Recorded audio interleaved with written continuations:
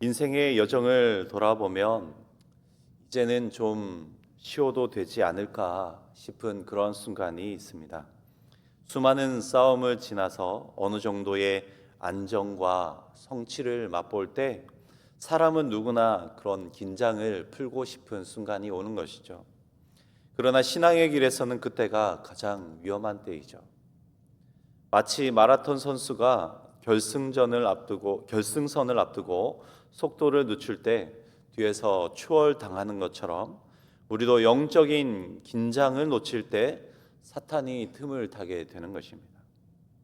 어떤 분이 이런 말을 하신 적이 있습니다. 신앙은 전진하지 않으면 후퇴하는 길뿐이다. 쉬는 게 없다라는 것이죠. 늘 깨어있지 않으면 세상의 달콤함이 우리를 삼켜버리기 때문에 그렇습니다. 한때 믿음으로 불탔던 그런 사람도 세상과 타협하고 영적인 원칙을 무너뜨릴 때 그 열정을 식어가게 되는 것입니다. 여호수아 11장은 그런 경고와 동시에 끝까지 이 영적인 원칙을 지켜 승리한 믿음의 공동체의 이야기입니다. 가나안 남부의 전쟁을 마친 여호수아와 이스라엘은 잠시 쉴만 했을 것입니다. 그러나 곧 북쪽의 왕들이 연합하여서 또다시 대군을 이끌고 공격해 오는 상황이 되었고 하나님의 명령을 따라 또 싸우러 나가게 됩니다. 끊임없는 영적 전쟁의 시간을 감당하고 있는 것이죠. 왜냐하면 영적인 전쟁은 우리가 쉬고 있다고 멈추어지는 것이 아니기 때문에 그렇습니다. 우리가 멈춰 있을 때에도 사탄은 여전히 우리를 향해서 화살을 겨누고 있다라는 것이죠. 오늘 말씀을 함께 살피면서 우리의 이 영적 전쟁의 자리에서도 지켜야 할 몇 가지 원칙을 함께 살피고 또 함께 기도할 수 있는 하루, 또 기도할 수 있는 이 시간 되길 소망합니다. 첫 번째로 함께 살피고 싶은 것은 영적 긴장감을 지켜야 한다는 것입니다. 우리의 신앙에 영적인 긴장감을 늦추지 않아야 된다는 것입니다. 먼저 1절 앞부분을 한번 보시면 하솔왕 야빈이 이 소식을 듣고라고 시작합니다. 여호수아가 남부 전쟁에서 승리했다라는 소식을 들은 것이죠. 승리했다라는 소식을 들은 하솔 왕은 이후에 보시면 북쪽의 여러 왕들을 불러서 연합군을 조직하게 됩니다. 4절 말씀에 이렇게 기록하고 있습니다. 그들이 그 모든 군대를 거닐고 나왔으니 백성이 많아 해변에 수많은 모래 같고 말과 병거도 심히 많았다. 엄청 많은 그런 대군들이 다가왔다라는 것입니다. 지금 상황을 보니까 이전의 전쟁으로 말미암아 잠시 평안이 찾아온 듯 하지만 이전보다 훨씬 거대한 전쟁이 기다리고 있었습니다. 이전의 승리로 다 끝난 것이 아니라 더 큰 전쟁이 기다리고 있는 것이죠. 우리의 신앙생활을 비추어 보아도 하나님의 약속과 또 구원이 우리에게 성취되었다고 해서 싸움이 끝난 것은 아님을 우리는 잘 알 수 있습니다. 오히려 더 큰 영적인 전쟁이 찾아오더라라는 것이죠. 이스라엘이 남부를 정복했을 때 그들은 잠시 안도했겠지만 하나님은 그들에게 다시 싸움의 자리를 허락하셨습니다. 승리의 자리에서 영적인 긴장감을 잃지 않게 하시려고 하나님은 그렇게 하신 것이죠. 하나님은 그들에게 전쟁을 계속 치르게 하시면서 지치게 하시려는 것이 아니라 그들의 그 믿음을 유지하고 또 그들이 더 성숙하길, 하나님만 더 바라보며 가까이 하길 바라는 그런 마음으로 그렇게 하신 것이었습니다. 예수님께서도 말씀하셨습니다. 깨어 있으라. 깨어 있음이 우리의 신앙의 생명이 된다라는 그런 말씀을 우리에게 해주신 것이죠. 깨어 있으라. 베드로전서 5장 8절에도 보시면 이렇게 경고합니다. 근신하라 깨어라. 너희 대적마귀가 우는 사자같이 두루다니며 삼킬 자를 찾고 있다. 사탄은 우리가 긴장을 풀 때 늘 노리고 있음을 우리는 분명하게 기억해야 하는 것이죠. 영적인 긴장을 풀고 곧 기도를 멈추고 예배를 멈추고 말씀을 놓치는 바로 그 틈을 사탄은 노리고 있기 때문에 그렇습니다. 가장 위험한 순간인 것입니다. 외부의 치열한 싸움보다, 사탄이 주는 어떤 환경과 어떤 상황보다 내면의 이런 틈을 이용해서 사탄은 우리를 너무나도 쉽게 무너뜨리기도 하는 것이죠. 사도 바울도 고린도전서 16장 13절에서 이렇게 권면하였습니다. 깨어 믿음에 굳게 서서 남자답게 강건하라. 믿음에 굳게 서야 한다. 깨어서 믿음에 굳게 서야 한다. 깨어 있음이 곧 믿음의 굳건함이고, 이렇게 깨어 있는 이 긴장감이야말로 영적 강건함의 근원이 된다라는 것입니다. 사랑하는 성도 여러분, 혹시 이런저런 치열한 영적인 싸움의 전선에서 이제는 좀 쉬고 싶다는 그런 마음이 들 때가 있습니까? 바로 그때가 가장 위험한 때일 수도 있습니다. 그 순간 다시 무릎을 꿇고 긴장감을 다시 챙기고 깨어 믿음에 굳게 서서 더 강건하게 말씀 앞에 서야 하는 것이죠. 그러므로 우리에게 있어야 할 이런 영적 긴장감이 하나님과의 관계를 더욱더 굳게 붙드는 믿음의 끈이 됨을 믿으시고, 그 끈을 더욱더 단단히 붙들고 또 꼭 동여맬 수 있는 우리들 되길 소망합니다. 두 번째로, 세상의 방식을 버려야 한다라는 것입니다. 세상의 방식을 버려야 합니다. 6절을 함께 보시면, 여호와께서 여호수아에게 이르시되 그들로 말미암아 두려워하지 말라. 내일 이맘때에 내가 그들을 이스라엘 앞에 넘겨주어 몰살시키리니 너는 그들의 말 뒷발에 힘줄을 끊고 그들의 병거를 불사르라 하시니라. 이 말씀은 단순한 전쟁의 지시가 아니라 하나님만 의지하는 신앙의 중심을 세우는 그런 명령이었습니다. 전쟁에서 아마 가장 좋은 방법 중에 하나는 적의 이 모든 수단들을 가져오는 것, 쟁취하는 것, 곧 말을 얻고 병거를 취하는 것일 것입니다. 너무나도 합리적인 전략이죠. 그러나 하나님은 지금 6절을 통해서 그것을 허락하지 않으시고 계신 것입니다. 오히려 힘줄을 끊으라, 모든 병거들을 불태우라, 이렇게 명령하셨습니다. 왜일까요? 이것은 이스라엘이 승리의 도구로 세상의 것들을 무기 삼지 않아야 한다, 그렇게 세상의 무기를 삼지 않도록 하기 위함이었습니다. 이스라엘의 진정한 승리가 어디에 있는지 보여주는 하나님의 방법이죠. 땅의 무기가 아니라, 땅의 강력한 무기가 아니라 승리를 주시는 하나님을 바라보는 그런 마음과 믿음의 방향을 원하셨던 것입니다.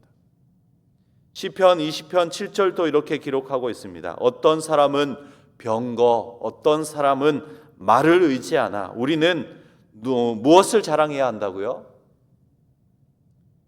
여호와 우리 하나님의 이름을 자랑해야 한다라고 말씀합니다.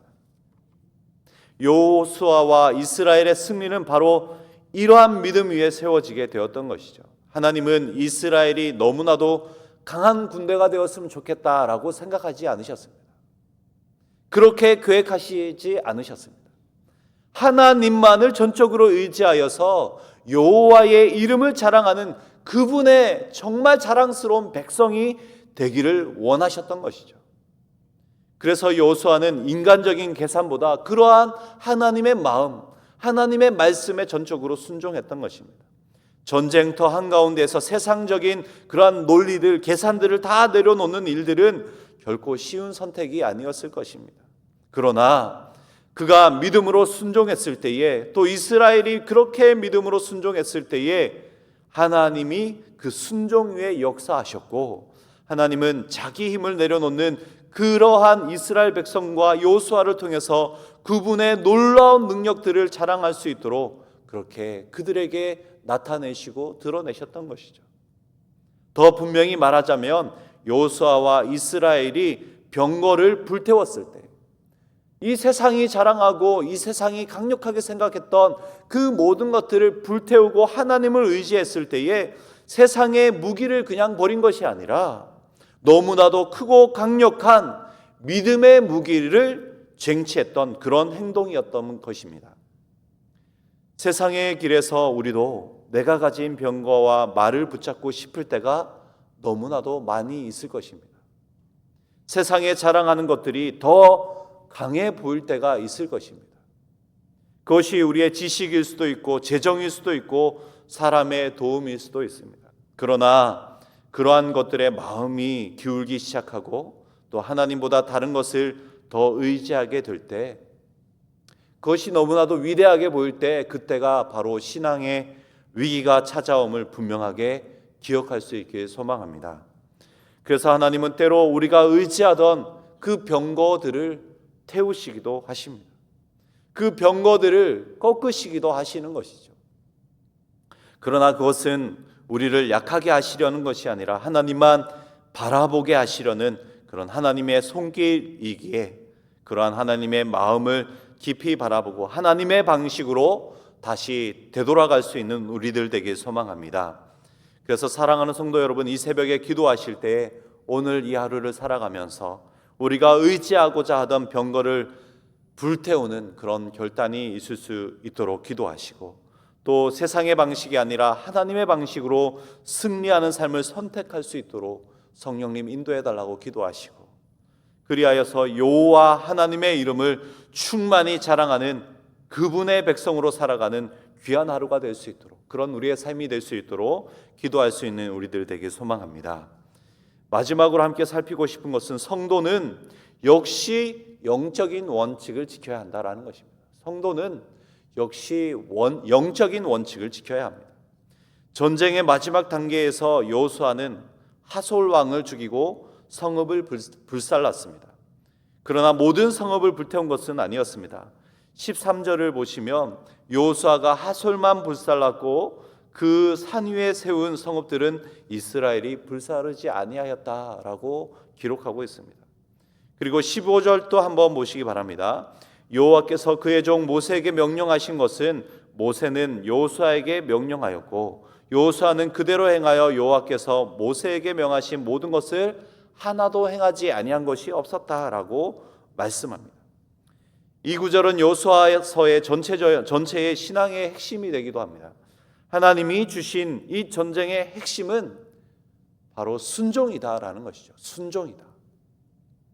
승리도 그렇지만 여호수아가 불태운 성과 남긴 성, 또 진멸한 것과 취한 모든 것도 그의 판단 때문이 아니라 하나님이 명령하신 그 명령에 따른 것이다. 그러한 명령에 순종한 것의 결과다라고 말씀하고 있는 것이죠.